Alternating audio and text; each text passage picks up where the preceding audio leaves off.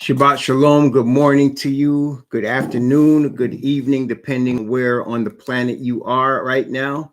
Praise the Most High Yahweh. Greetings to the 12 tribes, the 144,000, who, according to the Bible prophecy, are scattered throughout the entire planet Earth and have been led away captive into all nations. Greetings to you. Greetings also to those that are grafted in among us that are scattered throughout the earth, that want to serve the God of Abraham, Isaac, and Jacob, whose name is Yah. Greetings.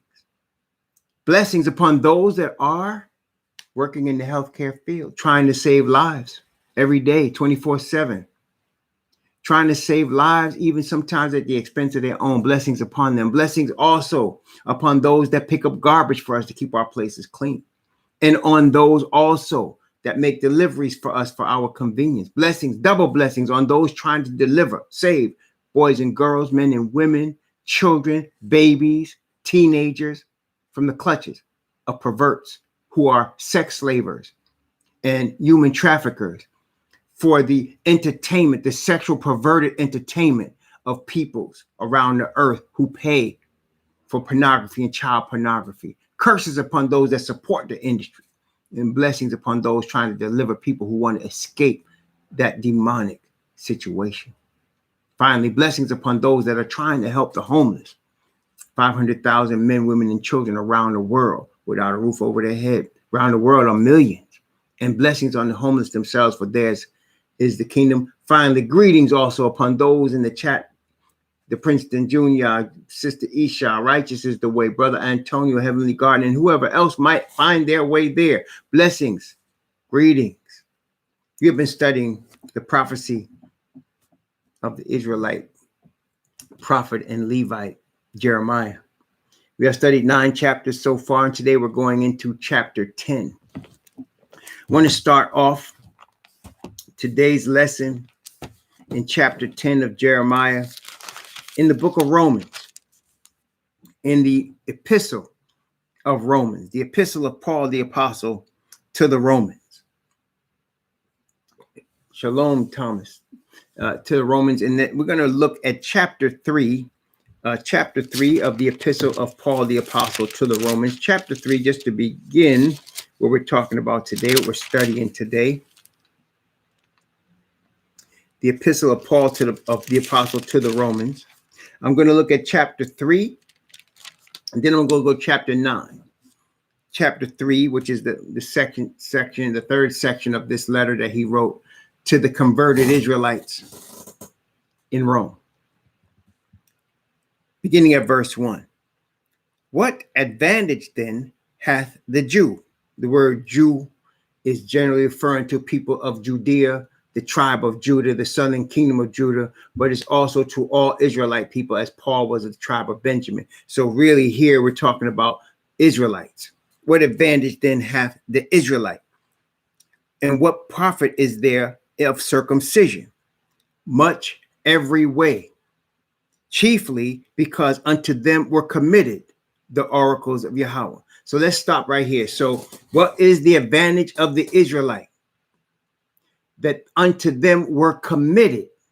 In other words, the Most High gave them his oracles, his teachings, his law, his understanding, his ways. He gave it to them. For what purpose? For them to share it with the earth. He ordained them because he told Abraham, it was a promise he made to Abraham, in thee shall all the families of the earth be blessed, and in thy seed shall all the families of the earth be blessed. He made known his ways unto Moses. The Bible says his acts unto the children of Israel. He have not dealt so with any other nation. As for his statutes, they have not known them. So he has ordained the Israelite people to bring forth his truth. When they fail to do that, the earth goes into darkness. When they fail to do that. Okay, let's go now to Romans chapter 9. Romans chapter 9, beginning at verse 1. I say the truth in Messiah, I lie not. My conscience also bearing me witness in the set apart spirit, the Holy Ghost, that I have great heaviness and continual sorrow in my heart. For I wish that myself were accursed from Messiah, for my brethren, my kinsmen according to the flesh, who are Israelites, to whom pertaineth the adoption and the glory and the covenants and the giving of the law and the servants of Yah and the promises, whose are the fathers, of whom as concerning the flesh Messiah came, who is over all, Yah blessed forever. Amen. So to the Israelites were given the adoption, the glory, the covenants, the giving of the law, the service, the promises, and from them came Messiah. So obviously this is significant people. And the thing is about it is that it's the Most High's word that says he has ordained them with these things to do these things.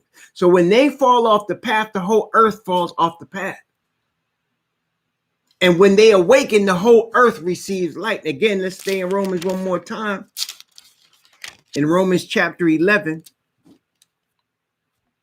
Romans chapter 11, I'm going to begin Romans chapter 11. I'm going to start at verse 11. Romans chapter 11, verse 11. I say then, have they stumbled that they should fall? Yah forbid. But rather through their fall, salvation is come unto the Gentiles, for to provoke them, that is the Israelites, to jealousy. Now, if the fall of them be the riches of the world, and the diminishing of them the riches of the Gentiles, how much more their fullness? How much more blessing will come on the earth when the Israelites reach the fullness of what they have been ordained to do? Verse 13. For I speak to you Gentiles, inasmuch as I am the apostle of the Gentiles, I magnify my office. When he says he's the apostle of the Gentiles, listen to what he's saying. He's an Israelite, Paul, of the tribe of Benjamin. And he has been ordained by Messiah himself to teach the word of the Israelite Messiah to the Gentiles. He did not go to create a new religion. This is what Christianity teaches you. He did not go to create Christianity. That wasn't the point. It was to teach the Gentiles of the Hebrew Messiah, who had been rejected by his own people. It wasn't a new religion. He said, Abraham rejoiced to see my day, and he saw it and was glad. Abraham never created no religion. He didn't create no religion called Judaism. That's not what he did. That wasn't his purpose. Okay? That wasn't his purpose.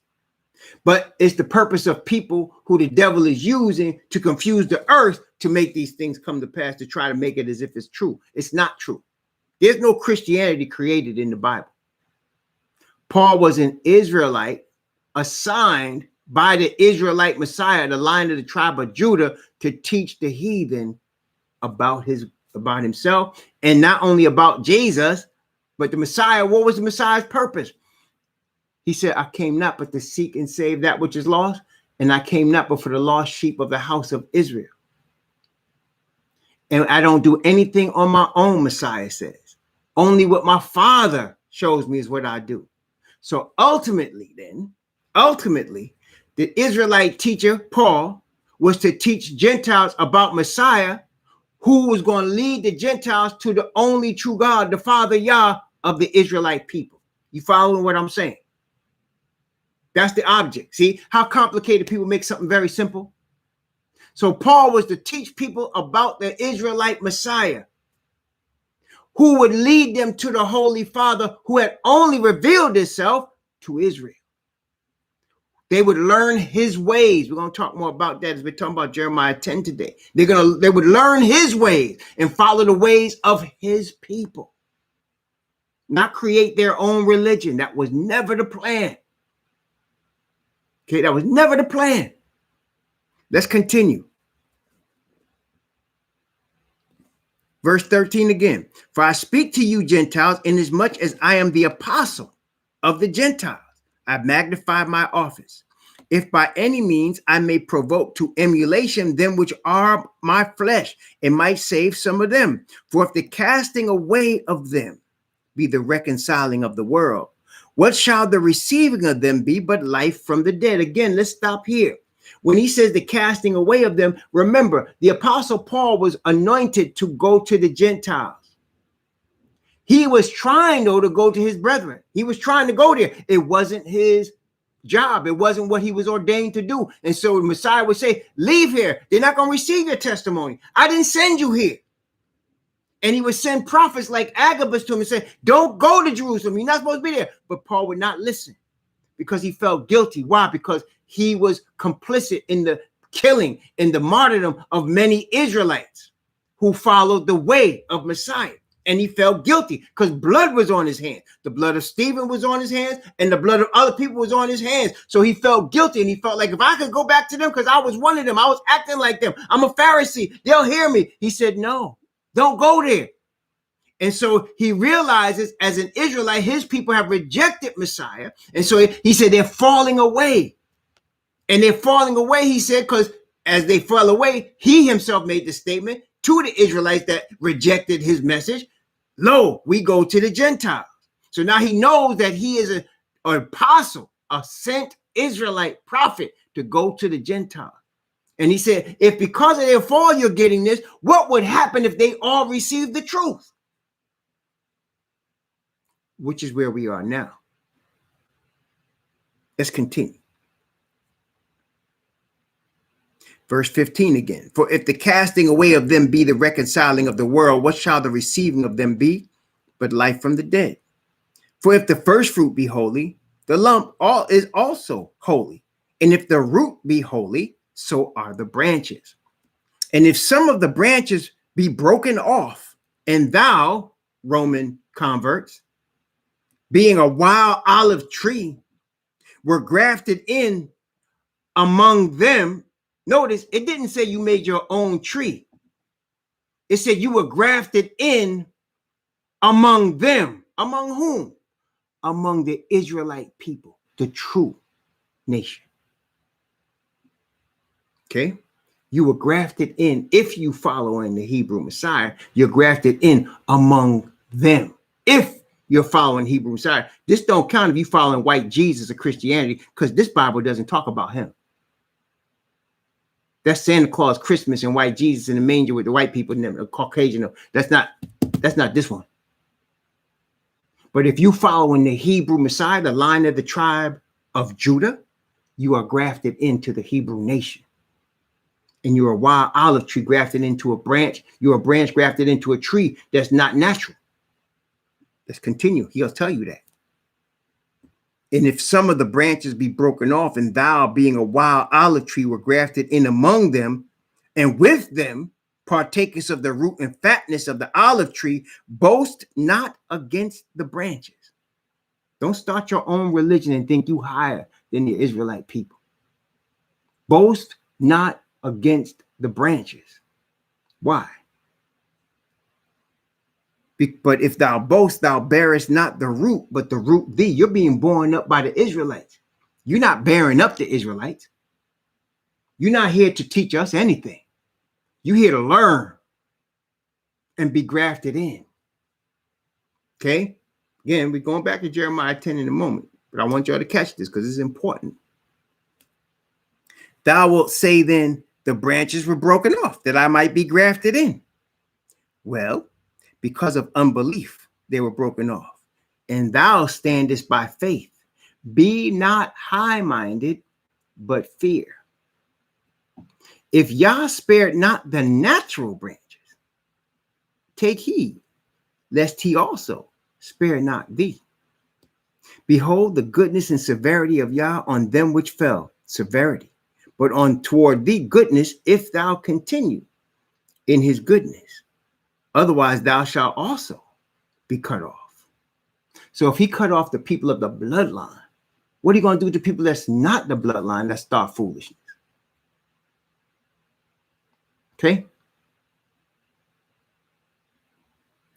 And they also, if they abide not still in unbelief, verse 23, shall be grafted in, for Yah is able to graft them in again. For if thou were cut out of the olive tree, which is wild by nature, and were grafted in contrary to nature into a good olive tree, the Israelite nation being the good olive tree, how much more shall these, which be the natural branches, be grafted into their own olive tree? So if the natural branch were broken off for rebellion, unbelief, they can certainly be put back. If y'all being wild olive tree, not even related to that tree, you could be grafted in, then that means the natural ones could also come back, because it's their natural tree. Verse 25. For I would not, brethren, that ye should be ignorant of this mystery, lest you should be wise in your own conceits, that blindness in part is happened to Israel until the fullness of the Gentiles be come in. So the blindness came upon our people in part until the Gentiles can hear this message. Then you're going to get a restoration of the true nation. Why am I bringing all this up? Let's go to Jeremiah for a second. Jeremiah chapter 10. Jeremiah chapter 10.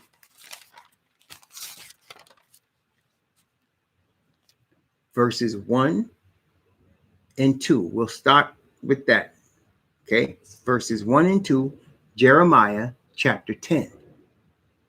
Watch what it said.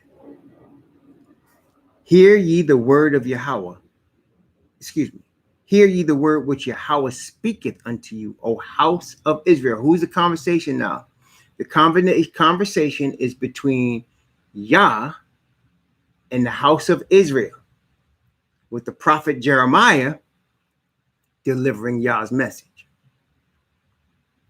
Are you following? So the conversation is between the great Most High and his chosen people, with his Israelite prophet delivering the message. Okay. Verse 2. Thus saith Yahweh, learn not the way of the heathen. Be not dismayed at the signs of heaven, for the heathen are dismayed at them. So he says to his chosen people, don't learn the ways of the heathen. Okay. Let's look at what he wants them to learn. And for this, we're going to stick with Moses. Let's go to Deuteronomy. We're going to stick with Moses on this one, because Moses talks a lot. Well, the Most High speaks through Moses. I should say it properly. The Most High speaks through Moses and talks a lot about this in the book of the law. Let's start at verse 31 of Deuteronomy chapter 5. Deuteronomy chapter 5, verse 31. Deuteronomy chapter 5, by the way, is where Moses repeated to the children of Israel, our ancestors, the covenant. The covenant. He repeated the circumstances surrounding the giving of the covenant from Yah, and he repeated the covenant to them. Okay, so now after this, Deuteronomy chapter 5, verse 31. But as for thee, Yah is talking to Moses, stand thou here by me, and I will speak unto thee all the commandments and statutes and the judgments which thou shalt teach them, that they may do them in the land which I give them to possess it. Ye shall not observe to do, therefore, as Yahweh your, ye shall observe to do, therefore, as Yahweh your Most High commanded you. Ye shall not turn aside to the right hand or to the left. Ye shall walk in all the ways which Yahweh your Most High hath commanded you, that ye may live, that it may be well with you, and that ye may prolong your days in the land which ye shall possess. You shall walk in all the ways which Yahweh has commanded you, you Israelites. Okay. Go to Deuteronomy chapter 8. This is all over the place in Deuteronomy. He repeats this so often, it's amazing. You can't miss it, right? So let's look at Deuteronomy chapter 8. And there's more than what I'm going to show you, but Deuteronomy chapter 8, beginning at verse 1 and going down to verse 6. Deuteronomy 8, 1 to 6. All the commandments which I command thee this day, ye shall observe to do, that ye may live and multiply and go in and possess the land which Yahweh sware unto your fathers. Thou shalt remember all the way which Yahweh thy Most High led thee these 40 years in the wilderness, to humble thee and to prove thee, to know what was in thine heart, whether thou wouldest keep his commandments or no. And he humbled thee and suffered thee to hunger, and fed thee with manna which thou knewest not, neither did thy fathers know, that he might make thee know that man doth not live by bread only, but by every word that proceeded out of the mouth of Yahweh doth man live. Thy raiment waxed not old upon thee, neither did thy foot swell these 40 years. Thou shalt also consider in thy heart that as a man chasteneth his son, so Yahweh thy most high chasteneth thee. Therefore, thou shalt keep the commandments of Yahweh thy most high, to walk in his ways and to fear him. Thou shalt keep the commandments of Yahweh, to walk in his ways and to fear him. Deuteronomy chapter 10. Deuteronomy chapter 10, verse 12. Deuteronomy 10:12. Notice what it says. And now, Israel, what doth Yahweh thy most high require of thee? But to fear Yahweh thy most high, to walk in his ways, and to love him, and to serve Yahweh thy most high with all thy heart and with all thy soul. To keep the commandments of Yahweh and his statutes, which I command thee this day for thy good. The commandments were given for the good of Israel, and through Israel for the good of the earth. Let me say that again. The commandments were given for the good of Israel, and through Israel for the good of the earth. Let's continue. Right next door. Deuteronomy chapter 11, verse 22. For if ye shall diligently keep all these commandments which I command you to do them, to love Yahweh your most high, to walk in his ways, and to cleave unto him. You getting it? One more. There's a lot more. This is almost in every chapter. Honestly, in Deuteronomy, it's almost in every chapter. That's how much he's driving home this point. Okay, but let's I'm gonna give you one more, which kind of sums up the thing in a beautiful way. In Deuteronomy chapter 32, because it kept telling us to walk in his ways, right? So what are his ways? Well, we know it's his commandments, but what does that mean? Let's make it very plain according to the word of the Most High himself. In Deuteronomy chapter 32, I'm going to look from verse 1 down to verse 4. Okay? Give ear, O ye heavens, and I will speak. Hear, O earth, the words of my mouth. My doctrine shall drop as the rain. My speech shall distill as the dew, as the small rain upon the tender herb, and as the showers upon the grass, because I will publish the name of Yahweh. Ascribe ye greatness to our Most High. Now watch verse 4. He is the rock. His work is perfect. All his ways are judgment, a Yah of truth and without iniquity. Just and right is he. So what are his ways? Righteousness and justice. What are his ways? No iniquity, truth. Judgment means fairness. What are his ways? That's the ways. He said, walk in his ways, Israel. Walk in his ways.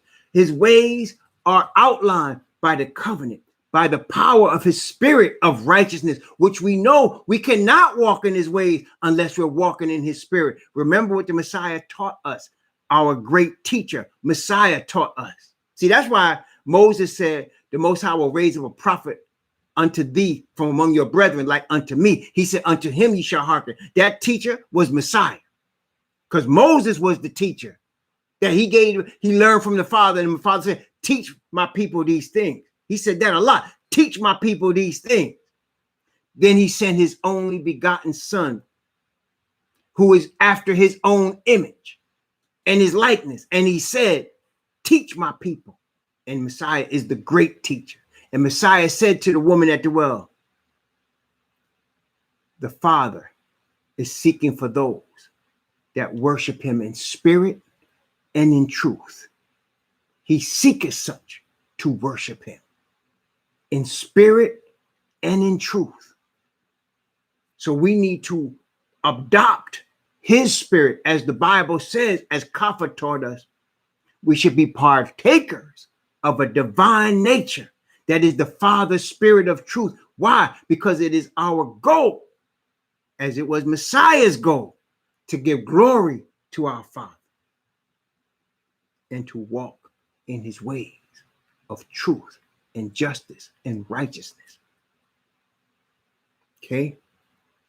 When you depart from his ways, you're taking another path. And the Bible says it's a wide and a smooth path. And that's why Messiah said there's going to come many people to him in the day of judgment. Master, did we not teach your ways? Did we not walk in your law? Did we not do all these things for you? And he's going to say, depart from me. I never knew you, ye that work iniquity. What is that? Iniquity is the opposite of what we're looking at here. So in other words, there'll be people of religious persuasion that are working iniquity. In other words, they're going opposite of righteousness and truth. They got another agenda. Usually it's money. And they're going to try to even persuade. See, this is what happens when you start to lie a lot. You start to believe your own crap. You can lie so much that you can convince yourself that your lie is the truth. Even in the beginning, when you knew it was a lie, you can convince yourself now that it's the truth. And these people would have done this to such a degree, they're going to try to convince the Messiah that they were actually working for him when they were really working for themselves. He said, I never knew you. Depart from me, ye that work iniquity. Walk in the ways of Yahweh that he gave to the Israelite people, the original branches of the original olive tree. This does not change. It never changed. See, in order for certain false religions like Christianity to justify itself, it has to say there's been a change. It has to tell you there's no law, or it has to tell you the Israelites are no more, or we don't know where they are, or we don't know who they are. It has to, in order to justify its existence, it's got to do that. And the Judaism, in order to justify its existence, it has to say, oh, we don't believe that the Messiah has come yet. We're only following the books of Moses. In order to justify the existence of the Catholic Church, it has to say Peter was the first pope, according to scripture. You know, it's him, Messiah, going to build the church on. In order to justify themselves is the theme here. The true Israelites don't need to justify themselves. Justification comes through the faith of Messiah, which is the Father's spirit of perfect righteousness. That declaration of innocence comes from Messiah's blood being shed for the nation, and through the nation to the Gentiles. And it's all in the word. That is why all the false religions and false teachers will try to confuse you, to get you away from the word, to get you to read other books, to fill up your room with books, so that you don't just stay away from the one book that will show you everything. The one book that will show you everything. If you just read it. Then you got people that understand it's the one book, but they don't want to read it through. They want to get a quick lesson. In this day and age and information age which we live, you could Google something in 5 seconds, you can get knowledge of it. Right? In 5 seconds. You can Google it, boom, the answer right there. And people are used to that. So do you think you can approach the word like that? You can just get a couple of quick verses and you just get the gist of the whole thing. No, you cannot. No, you cannot. It's going to take time. It's going to take an investment of time. And the question that you must ask yourself is my journey to the Creator worth that investment?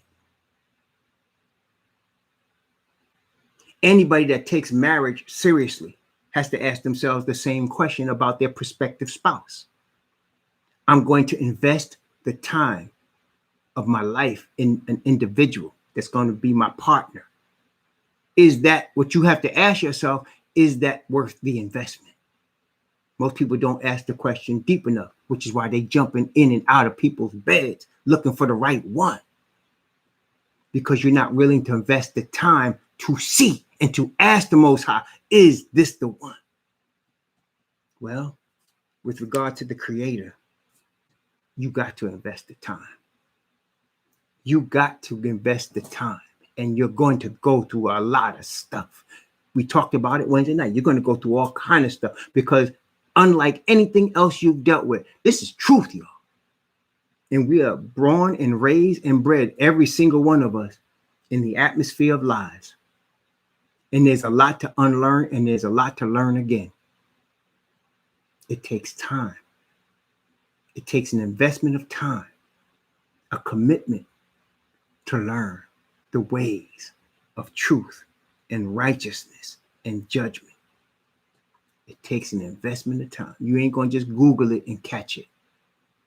I'm sorry. It's not that quick. I lose a lot of people that way.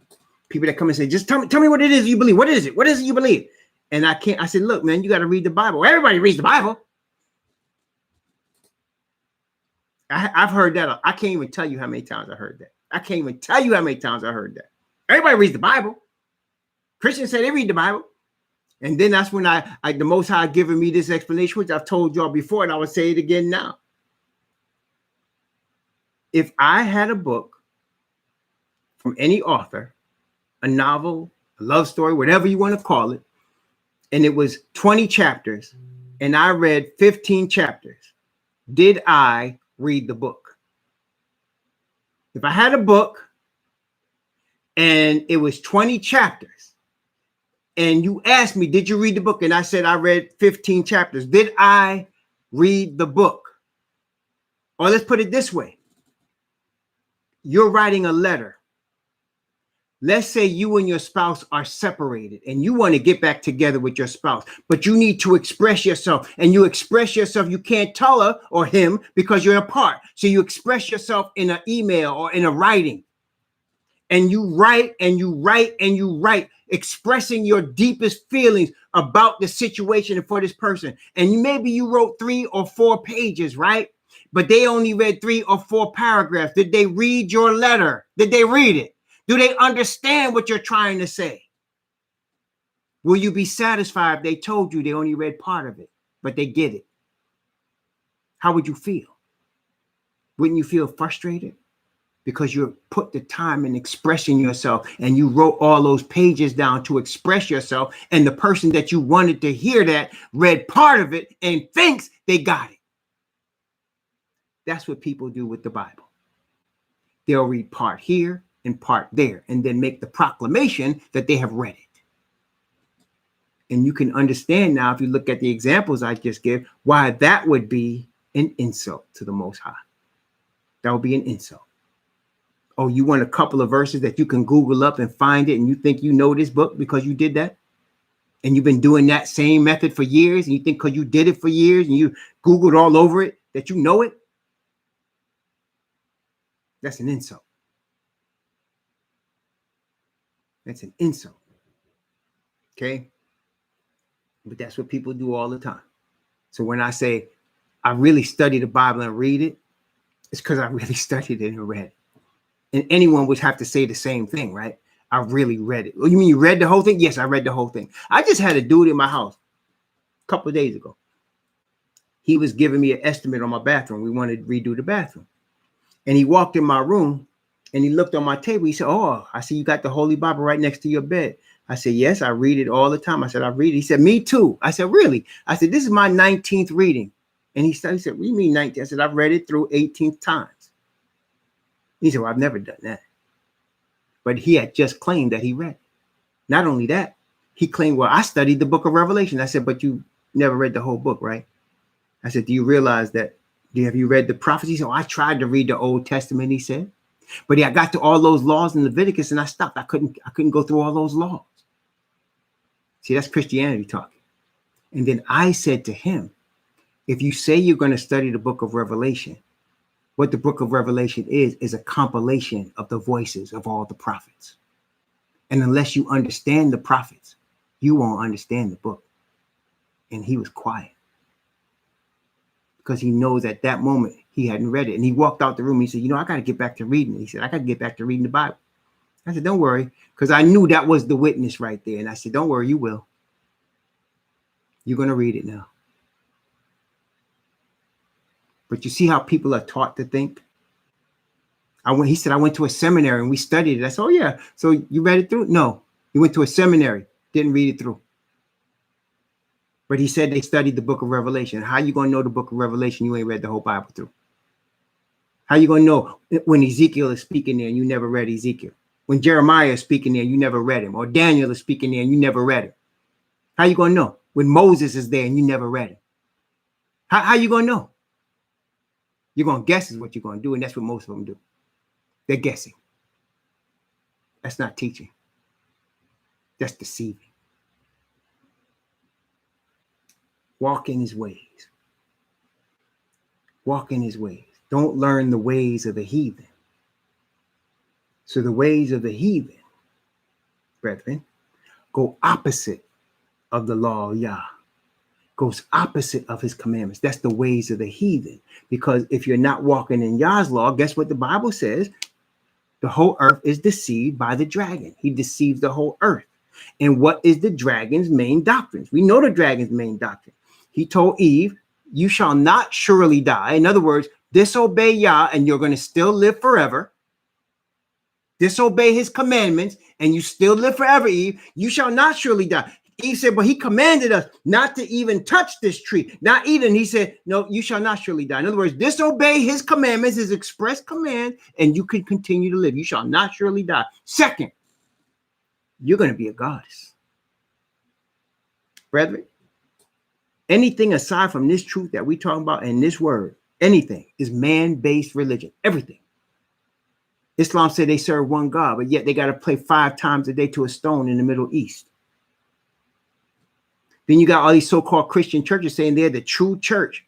And the Bible speaks nothing about them, about their organizations, about their corporations, speaks nothing except saying it's a whore.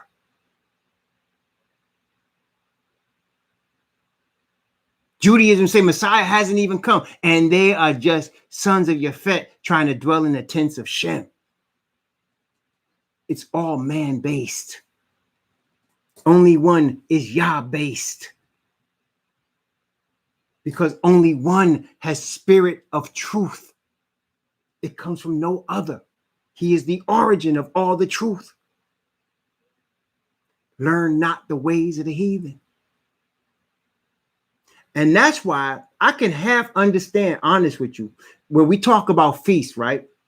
And the Bible says there are 3 feasts, right? And I hear brethren talking about, we're keeping the Feast of Trumpets when the Bible never speaks of a Feast of Trumpets. It's no such thing as a Feast of Trumpets. It talks about the Day of the Trumpets, which is a holy convocation, who's the reason for it, the reason it exists is to prepare the Israelite nation for the Day of Atonement that was coming 10 days later. That's what the trumpets were for. The trumpets are a day of blowing of the trumpets so that the Israelite nation would know it's a warning sound that 10 days later is going to be the most important day of the year, because the important day of the year is the Day of Judgment, which is the Day of Atonement. That is not a feast. But even with all of that ignorance, even with the Bible telling you can't keep it outside of Jerusalem, I understand why my brethren want to do feasts. I get it. You know why? Because it's better to do a feast, even if you can't do it properly. It's better to do that than to keep Christmas or Easter or Halloween. It's better to do a feast. I don't care. You call it the Feast of Trumpets if you want to, even though you're trying to walk in the ways of your God. And that's how you thinking you doing. And that's fine, because you're closer to doing it then than you do keeping Christmas and New Year's and St. Valentine's Day and St. Patrick's Day. You closer than you say, I'm going to keep the Passover, even if you're not in Jerusalem, even if you can't keep it right, even if you got to ask your boss for time off. You closer keeping that holiday, the holiday that Yah gave us, than these heathen ones. That's why I can say I just don't like when people try to claim if you don't show up for a feast at our camp, you're not going to be saved. You're not part of Israel. That's fanaticism. That's undercover government agents right there. That's what you're looking at there. But if you just saying, I want to get us to get together and fellowship because I don't want to do the ways, I don't want to do this stuff the heathen does. I want to do it with something at least close to what Yah taught us. I get it. I get that. See, there's a difference. You see what I'm saying? I get that.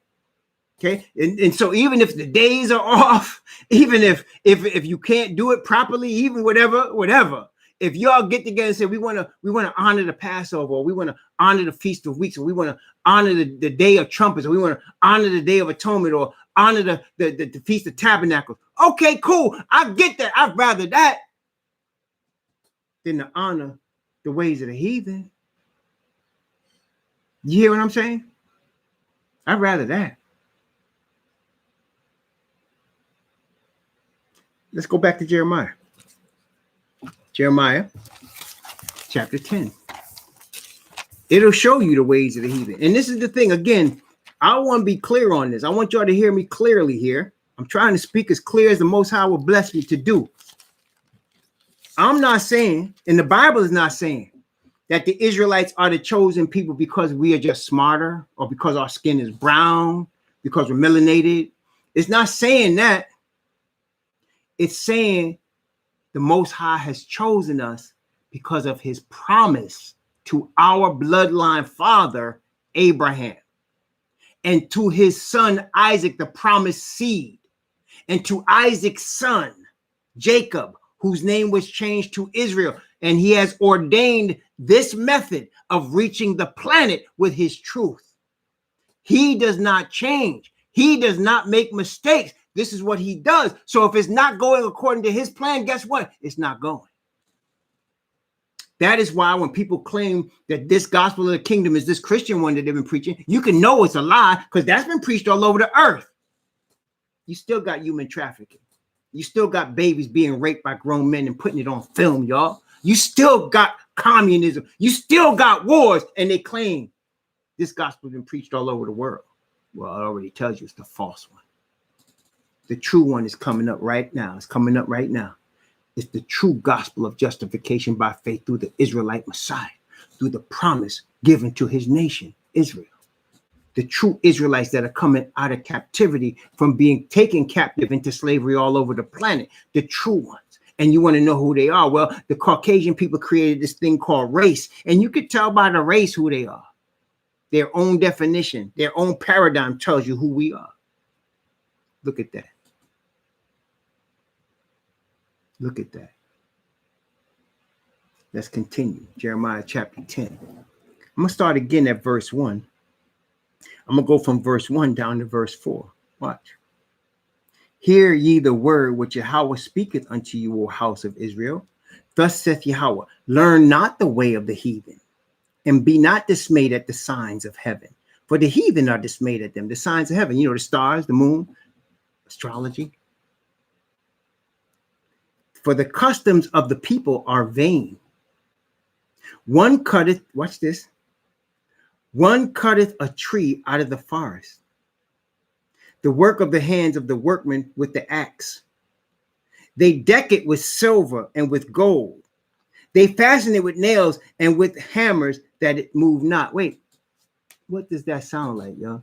You got a tree out of the forest. You fasten it, you deck it up. What does that sound like? You get a tree out of the forest. You dress it up. He said, this is the ways of the heathen. What is that?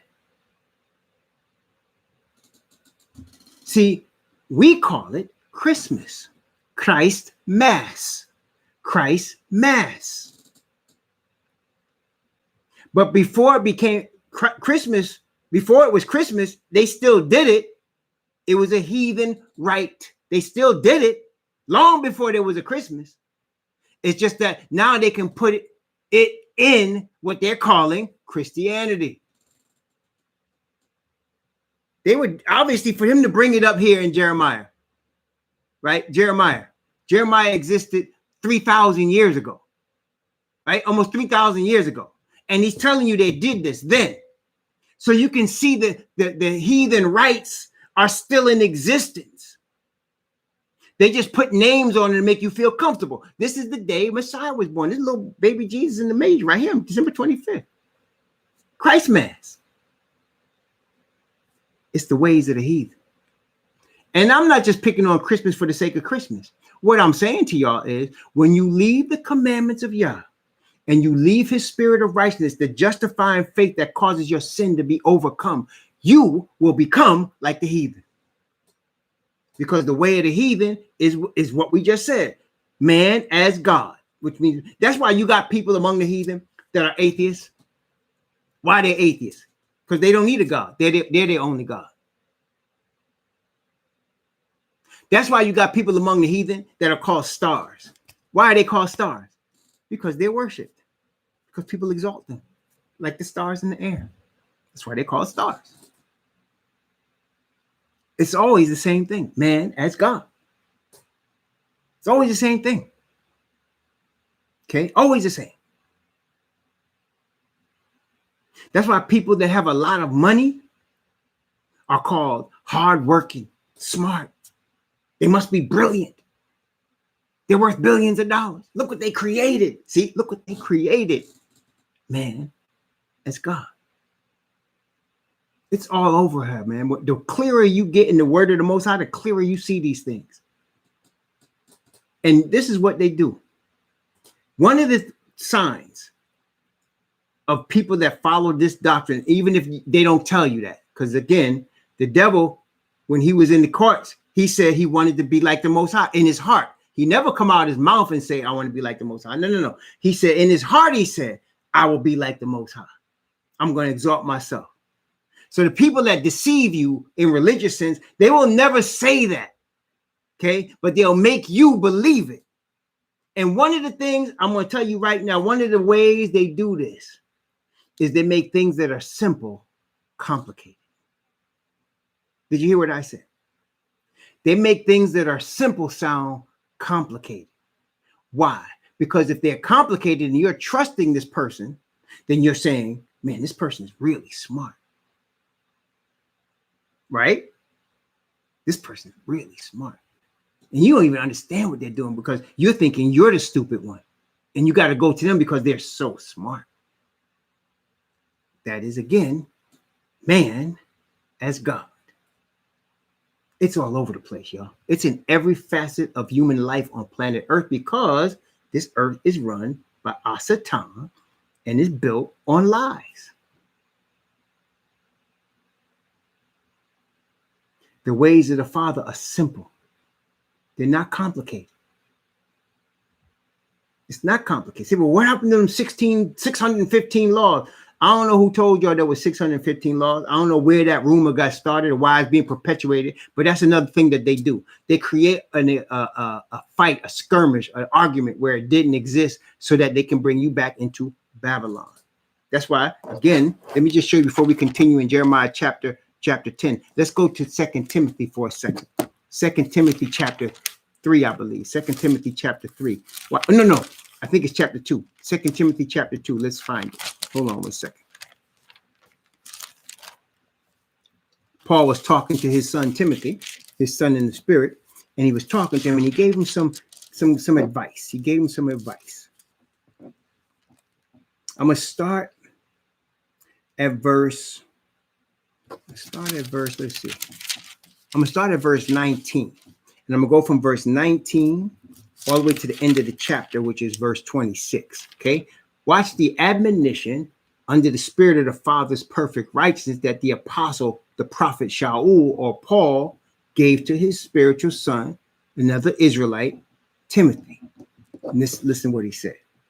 Nevertheless, the foundation of Yah standeth sure, having this seal. The master knoweth them that are his, and let every one that nameth the name of Messiah depart from iniquity. But in a great house, there are not only vessels of gold and of silver, but also of wood and of earth, some to honor and some to dishonor. If a man therefore purge himself from these, he shall be a vessel unto honor, sanctified and fit for the master's use, and prepared unto every good work. Flee also youthful lust, but follow righteousness, faith, charity, peace, with them that call on the master out of a pure heart. Watch this now. But foolish and unlearned questions avoid, knowing that they do gender strifes.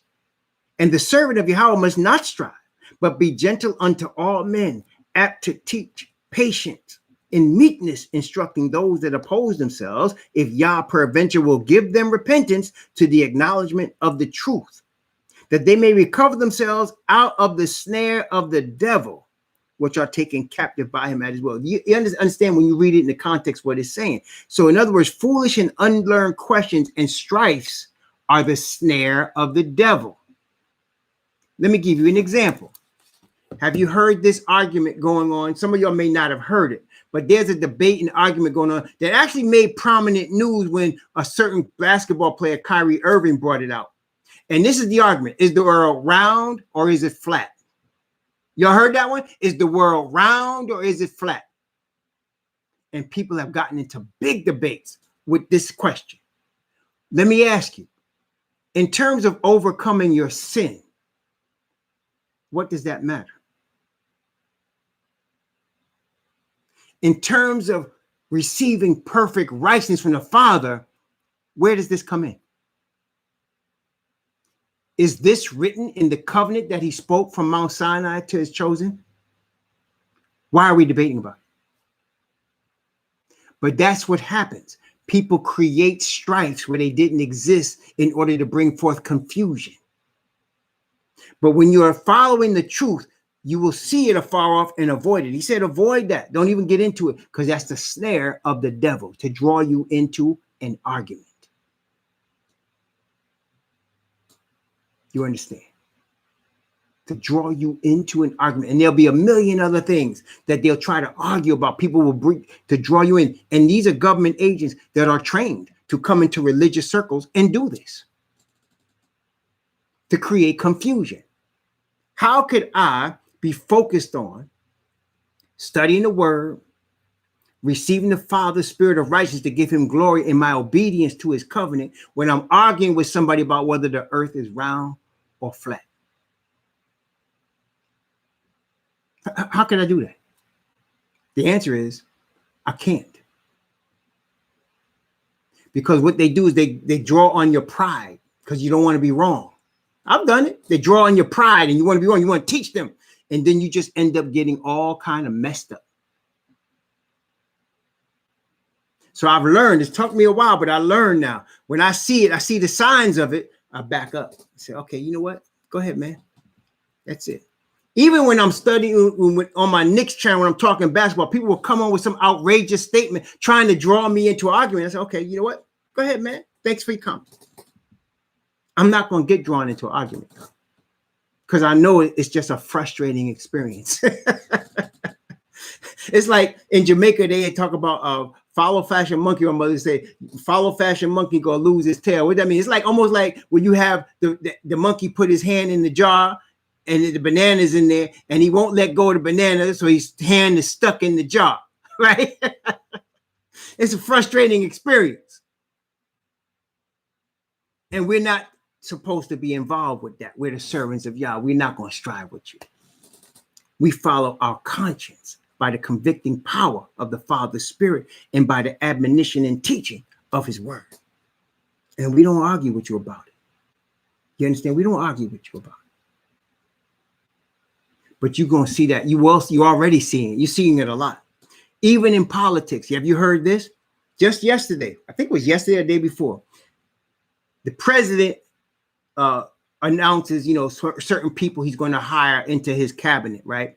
He nominates a person into his cabinet, like it might be the chairman of the Joint Chiefs of Staff or the Secretary of Defense. He might have he has the different what they call them, cabinet level people in his cabinet, right?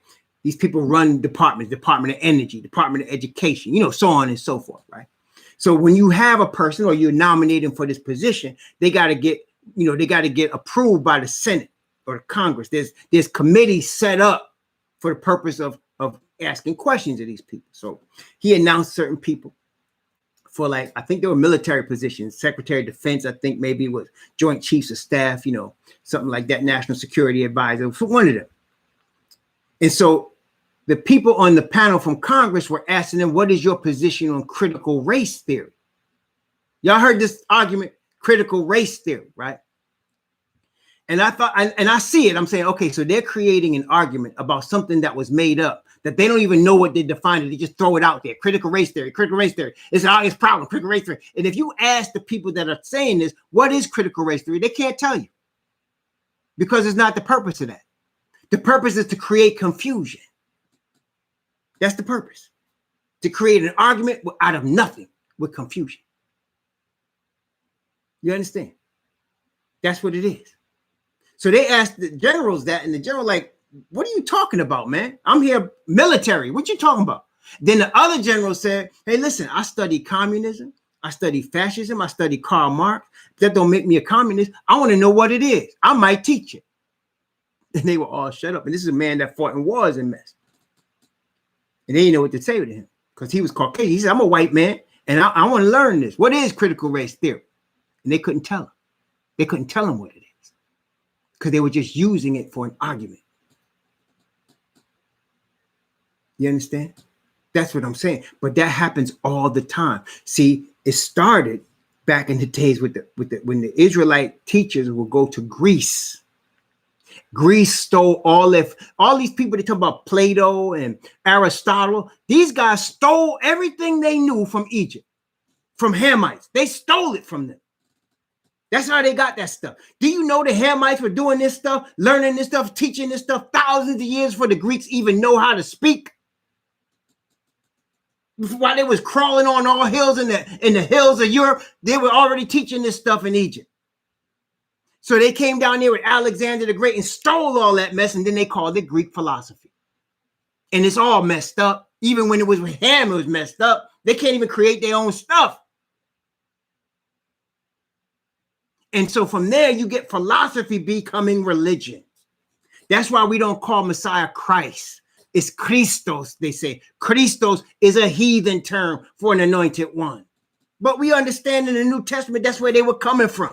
That's the translators were coming from. But see, we Israelites, and we have been given the insight as to what these things are happening. You understand? That's why we don't call him Jesus, Jesus. We don't call him Jesus. That's a heathen God. But we understand that. And you know what? We bear with the ignorance of those that don't. Because we understand. I used to call him Jesus Christ too. But but Most High Spirit has gotten me farther from that. But see, not everybody's there. But that's the point, isn't it? We're learning from the heathen. You understand? We're learning from the heathen. And getting into arguments about philosophy. That's what their religion is. That's all of Christianity, Islam, Judaism. That's all it is. Philosophy. We don't follow. And they'll ask me, oh, there's somebody will say, that's an interesting philosophy. No, it's not a philosophy. It's the only true living God. Talk my people. You know what I'm saying? Don't even. You know what I'm saying? So now, Jeremiah chapter 10. So when the Israelite people are in darkness, the whole earth is in darkness. And let me just give you another thing as we're looking at Jeremiah 10. When you study Revelation, right, especially like when you start to study, let's say you study Revelation chapter 8, where it begins with the 7 trumpets. And whenever you see it says the sun was darkened and the moon did not shine her light, what is going on there is there's spiritual darkness on the earth. And that's telling you the spiritual condition of the true Israelite people is messed up because the whole earth is in darkness when they're in darkness.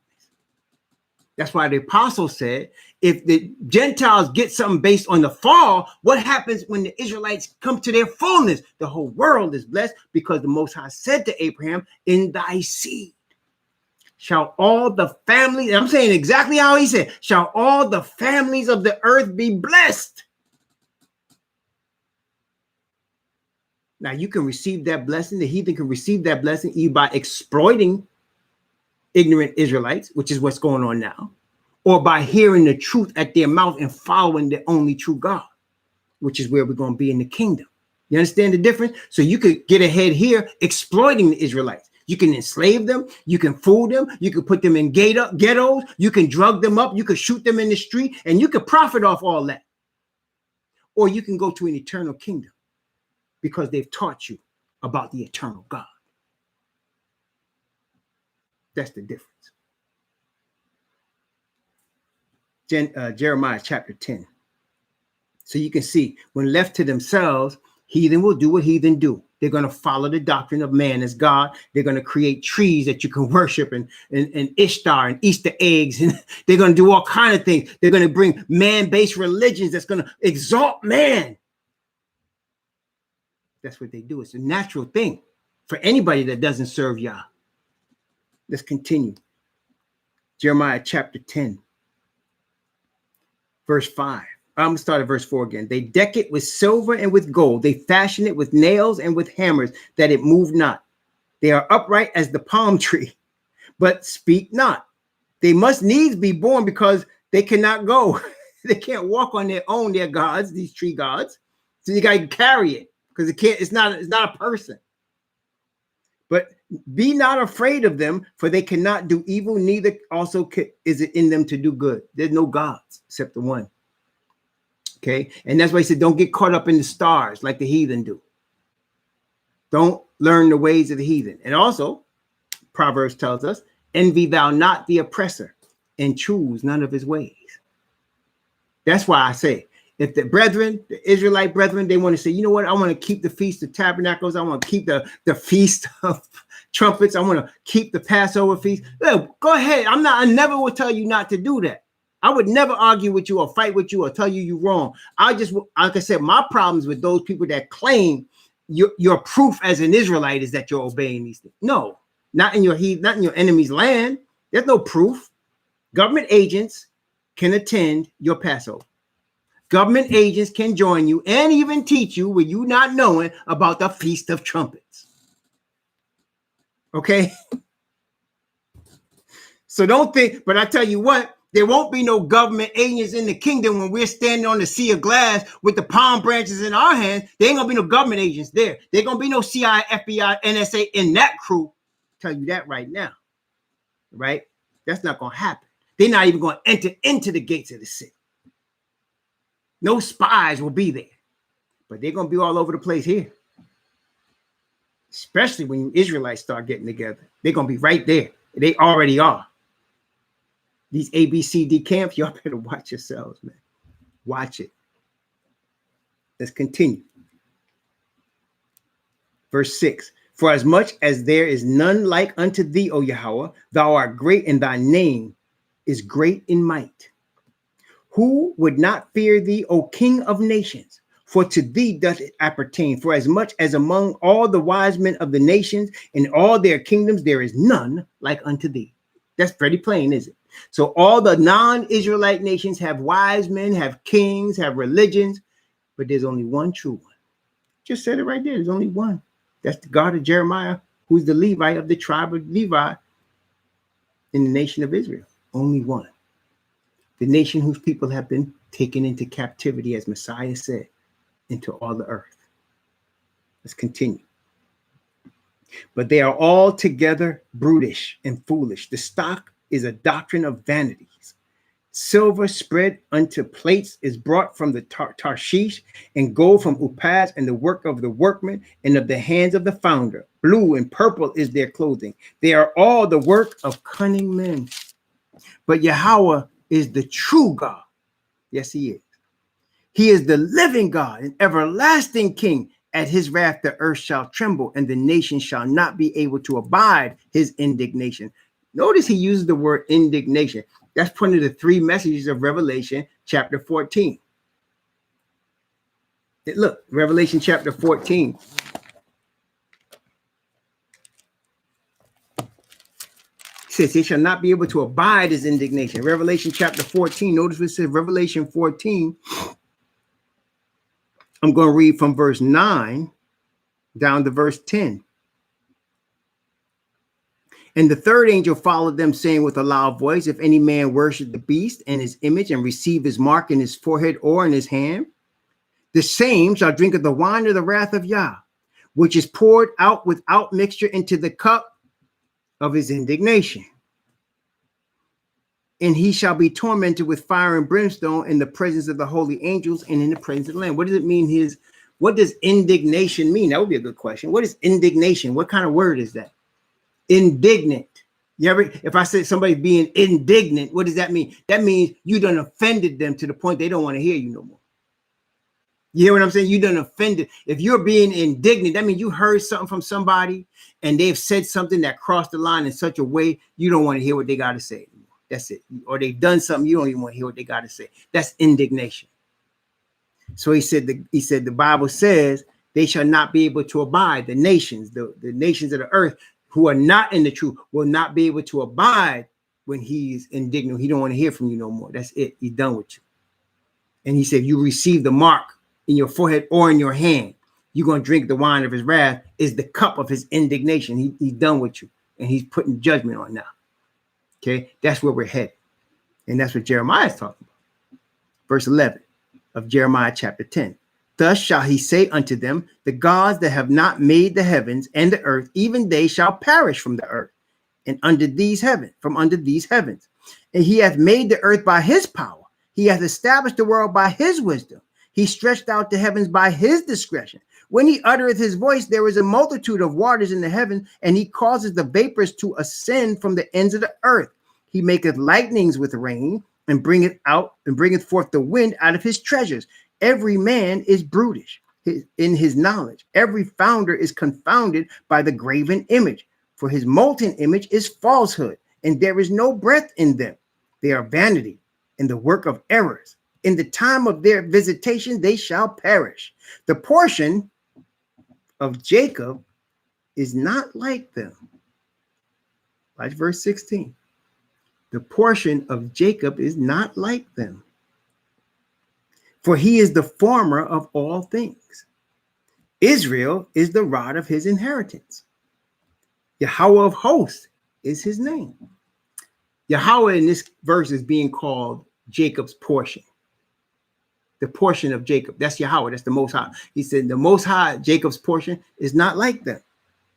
Because he's the former of all things. He's the beginning of everything. And he says Israel is the rod of his inheritance. Yahweh of hosts is his name.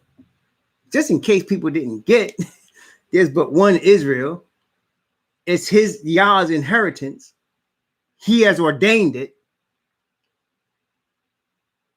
There's an order that he has given. There's an order. So when we're in the kingdom, all of us going to rejoice. All of us, whether you come from the Gentiles or the bloodline, we're going to all rejoice in the kingdom. We're going to be standing like they showed in Revelation 7 on the sea of glass with palms in the hand, singing praise and honor to the Father, right? But we would have all got there because we followed the ways of his order. We followed his ways and walked in his paths to get there through faith in Messiah. Let's continue. Gather up thy wares, verse 17, out of the land, O inhabitant of the fortress. For thus saith Yahweh, behold, I will sling out the inhabitants of the land at this once, and will distress them, that they may find it so. Woe is me for my hurt, my wound is grievous. But I said, truly, this is a grief, and I must bear it. My tabernacle is spoiled, and all my cords are broken. My children are gone forth of me, and they are not. There is none to stretch forth my tent anymore, to set up my curtains. For the pastors are become brutish, and have not sought Yahweh. Therefore, they shall not prosper, and all their flocks shall be scattered. Behold, the noise of the brute is come, and great commotion out of the north. There it is again, out of the north country, to make the cities of Judah desolate and a den of dragons. Oh Yahweh, I know that the way of man is not in himself.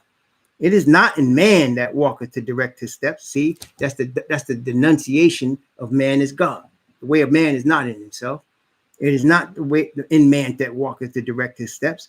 O Yahweh, correct me, but with judgment, not in thine anger, lest thou bring me to nothing. Pour out thy fury upon the heathen.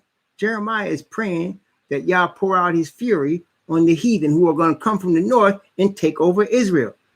And guess what? That's going to happen. Pour out thy fury upon the heathen that know thee not, and upon the families that call not on thy name. For they have eaten up Jacob and devoured him and consumed him and made his habitation desolate. Why should he devour them? Because they have eaten up Jacob. They have eaten up the true Israelites. So here's another character trait of the Israelite people today. They're scattered. They were scattered through captivity and slavery, and they have been eaten up by the heathen. How many people fit this description? There's another character trait. They have eaten up Jacob. In other words, Jacob is not the ones that's running Hollywood. That's not them. Jacob is not the ones running the government. That's not them. They're not on top of the world banking system. That's not them. Jacob is not in any of them places. That's not him. So where is Jacob? He's the one that's being eaten up by these entities. He's the one that's being crushed by this system. That's Jacob. Praise the Most High Yahweh. All right. We're going to stop here and come back at about 1:15. Give us a nice break. Come back about 1:15, and we'll do chapter 11 of Jeremiah. And man, we kind of touched on 11 a little bit, but you're going to see we're going to bring out some stuff from 11. Praise the Most High Yahweh. So until then, please enjoy the rest of your Sabbath. The Most High bless you and keep you and cause his face to shine upon you, be gracious unto you, lift up his countenance of light upon you and give you peace. Shalom unto you.